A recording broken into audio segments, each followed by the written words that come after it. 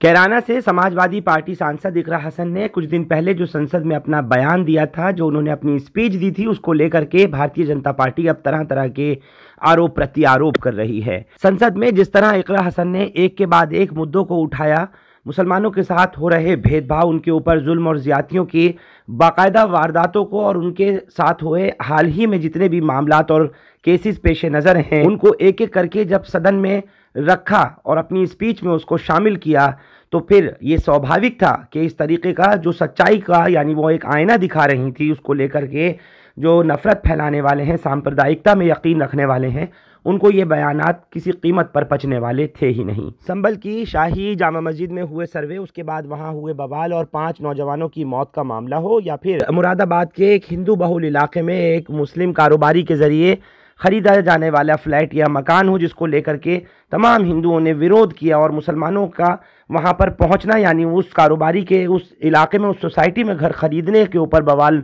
मचाने तक का मामला इकरा ने उठाया। डासना देवी मंदिर का महंत कहलाए जाने वाला यति नरसिंहानंद सरस्वती, जिसने एक बार नहीं बार बार अल्लाह के रसूल की शान में गुस्ताखी हो, नामूस रिसालत जिसमें प्रॉफिट मोहम्मद सल्लल्लाहु अलैहि वसल्लम को नाजेबा कलिमात का इस्तेमाल उसने किया हो, उस पूरे मुद्दे को इकरा ने एक मरतबा संसद में उठाया, जिसके बाद यह आप और हम बेहतर समझ सकते हैं कि ये नफरती चिंटुओं को पचने वाली बातें थी ही नहीं। मैं चाहता हूं कि इकरा हसन ने जो कुछ दिन पहले अपना बयान दिया था, जिन लोगों ने अभी तक नहीं सुना है, एक मरतबा ज़रूर सुनिए, जिसमें वो आईना दिखा रही हैं, हुकूमत को बता और चेता रही हैं कि देखिए, अगर इन लोगों के ऊपर नहीं काबू किया गया और हालात जो हैं वो ऐसे ही बनते रहे, तो ये देश तरक्की करने के बजाय दिन पर दिन पिछड़ता चला जाएगा और इसी तरीके से हालात बनते रहेंगे, सांप्रदायिकता चरम पर आती रहेगी, नफरत फैलती रहेगी। सुनिए इकरा हसन का वो बयान जो उन्होंने संसद में दिया है। अपनों की यादें खुशबू की तरह होती हैं, चाहे कितने भी खिड़की दरवाजे बंद कर लो, हवा के झोंके के साथ अंदर आ ही जाती हैं। अब हवा चले ना चले, हमारे इत्र के साथ बनाई यादें हमेशा आपके साथ रहेंगी। जमजम परफ्यूम्स, हजरत निजामुद्दीन से निकली खुशबू जो पिछले 30 साल से आपकी यादों का हिस्सा है। मुसलमानों पर जो कहर टूटा है वो किसी से छुपा नहीं है। ये लोग सिर्फ अपने मजहबी पहचान की वजह से निशाने पर हैं। संविधान का अनुच्छेद 15 कहता है कि किसी भी नागरिक के साथ धर्म, जाति या किसी और वजह से भेदभाव नहीं होना चाहिए, लेकिन हकीकत इसके उलट है। हालात इस कदर बिगड़ चुके हैं कि hate speech, mob lynching, bulldozer द्वारा घरों को गिराने की घटनाएं आम हो गई हैं, खास तौर पर उत्तर प्रदेश में, जहां ऐसा लगता है जैसे कानून के नाम पर जंगल राज चल रहा हो। संभल में जो हुआ वो सबके सामने है। पुलिस के संरक्षण में निर्दोष लोगों की हत्या की गई और सरकार ने चुप्पी साध ली। अल्पसंख्यकों पर हिंसा बढ़ती जा रही है, मगर सत्ता में बैठे लोग या तो आंखें मूंदे हुए हैं या फिर इन घटनाओं को बढ़ावा दे रहे हैं।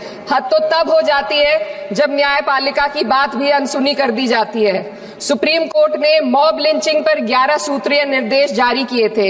इसमें साफ कहा गया था कि राज्य सरकारें और पुलिस इस तरह की घटनाओं को रोकने और दोषियों पर सख्त कार्रवाई करने के लिए जिम्मेदार है, लेकिन आज भी इन निर्देशों पर अमल नहीं हो रहा है। हाल ये है कि मॉब लिंचिंग को रोकने की बजाय सत्ता में बैठे लोग आग में घी डालने का काम कर रहे हैं। उनकी जुबान से ऐसी बातें निकलती हैं जो नफरत को और बढ़ावा देती है। हमारे देश के मसालों की तो बात ही अलग है। भुने पिसे रंगीन और स्वादिष्ट मसाले सबको शेफ बना ही देते हैं। अब बनाइए हर दिन वीकेंड नूरी के साथ। जब हर घर बने बिरयानी तो मिले हर एक निवाले में नूरी के बिरयानी मसाले का स्वाद। कोरमे के शौकीन हो तो आज ही ले आओ नूरी का कोरमा मसाला। लाएं आपके घर हमेशा हमारे मसालों की याद। आज ही ले आइए नूरी के मसाले। शांति अब इतनी गहराई तक फैल चुकी है कि हमारे समाज के धर्मनिरपेक्ष चरित्र पर गंभीर सवाल उठ रहे हैं। साल की शुरुआत में ही कई राज्यों में दुकानदारों को अपने नाम बोर्ड पर लगाने के लिए मजबूर किया गया। इसे सेहत और सुरक्षा के कानूनों का हिस्सा बताया गया, मगर असल मंशा कुछ और थी। ये कदम खास तौर पर मुसलमान दुकानदारों को निशाना बनाकर उठाया गया ताकि उनकी रोजी रोटी पर चोट की जाए। पिछले हफ्ते मुरादाबाद में एक मुस्लिम डॉक्टर को हिंदू बहुल्य मोहल्ले में घर खरीदने पर विरोध झेलना पड़ा। वजह बताई गई कि इससे मोहल्ले की सामाजिक शांति बिगड़ जाएगी। अब आप ही बताइए, क्या ये वजह सही है, जायज है? असल में ये छोटी बड़ी घटना इस बात का सबूत है कि सांप्रदायिकता को बढ़ावा देने वाले बयान और नीतियां हमारे समाज को अंदर से खोखला कर रही है। उत्तर प्रदेश में यति नरसिंहानंद ने बेहद घटिया बयान दिया, लेकिन सरकार इन बयानों पर कोई कार्रवाई नहीं कर रही। हेट स्पीच न केवल जनमानस के विचारों को प्रदूषित करती है, बल्कि इससे अब संवैधानिक पदों पर बैठे लोगों को भी प्रभावित कर दिया है। अभी हाल ही में माननीय उच्च न्यायालय इलाहाबाद के माननीय न्यायाधीश ने ऐसे बयान दिए जिसका संज्ञान खुद सुप्रीम कोर्ट को लेना पड़ा। संविधान के अनुच्छेद 29 और 30 ने अल्पसंख्यकों को उनके मजहबी और सांस्कृतिक हक दिए हैं ताकि वो अपनी पहचान को बचा सके और अपने संस्थान चला सके, लेकिन आज उन्हीं हकों पर हर तरफ से चोट की जा रही है। वक्फ जैसे बिल लाकर उनके धार्मिक अधिकारों को छीनने की कोशिश की जा रही है। आज अल्पसंख्यक समुदाय को संविधान द्वारा दिए गए अपने बुनियादी अधिकार पाने के लिए लंबी लड़ाई लड़नी पड़ रही है। ऐसे कई मामले अदालत ने न्याय देकर संविधान की रक्षा की है, लेकिन अदालती प्रक्रिया में जो समय लगता है उसकी वजह से देश के सामाजिक ताने बाने को भारी नुकसान उठाना पड़ता है।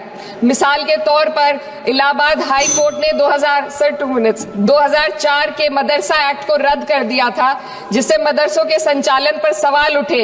हालांकि सुप्रीम कोर्ट ने बाद में इस फैसले को पलट दिया और एक्ट को वैध करार दिया, लेकिन इस प्रक्रिया में जो समय लगा उसने अल्पसंख्यकों को बेचैनी और संघर्ष के दौर में डाला है।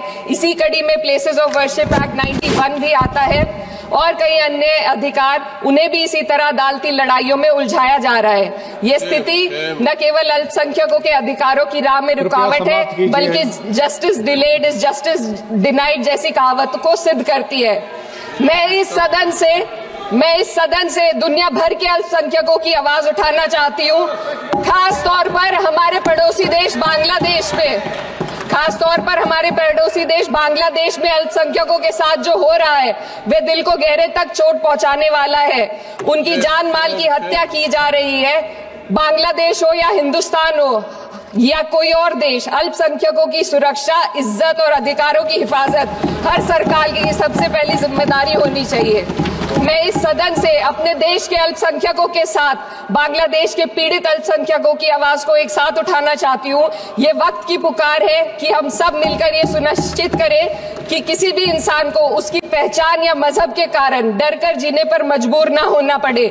जहाँ हक छीने जाते हैं वहाँ अमन खो जाता है। ये बात हर सरकार को समझनी चाहिए। अगर हम सच में अपने संविधान का सम्मान करना चाहते हैं तो हमें नफरत और भेदभाव को खत्म करना होगा। हमें ये दिखाना होगा कि ये मुल्क हर वर्ग, हर जाति, हर धर्म और हर समुदाय का है, और जब तक ऐसा नहीं होगा तब तक संविधान की आत्मा सिसकती रहेगी। सर, अपनी बात को खत्म करते हुए मैं एक शेर अर्ज करना चाहती हूँ। ये दाग दाग उजाला, ये शब गजीदा शहर, वो इंतजार था जिसका, ये वो शहर तो नहीं। लेकिन अगर इस सदन में बैठे हम सभी सदस्य ये ठान ले कि हमें संविधान के मूल्यों को लागू करना है और उसे लागू करने का प्रयास करें, तो वह सुबह जरूर आएगी जिसके लिए लाखों भारतवासियों ने अपने जानों की कुर्बानी दी।